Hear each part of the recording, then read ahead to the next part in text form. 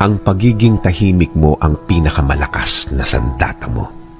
Tama, ang pagiging walang imik mo, ang hindi mo pagpatol, ang pagiging walang kibo mo ang greatest weapon mo.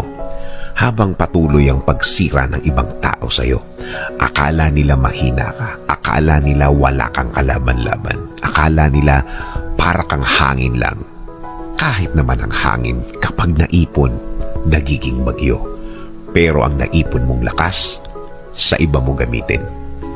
Gamitin mo ang naipon mong lakas sa diretsyong gawa, diretsyong trabaho.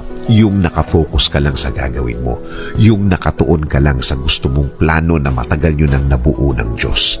Ayaw din kasi niyang nawawala ka sa focus. Gusto pa din niya na hindi ka mawawala sa focus. Hindi nawawala ang concentration. Kahit sa isang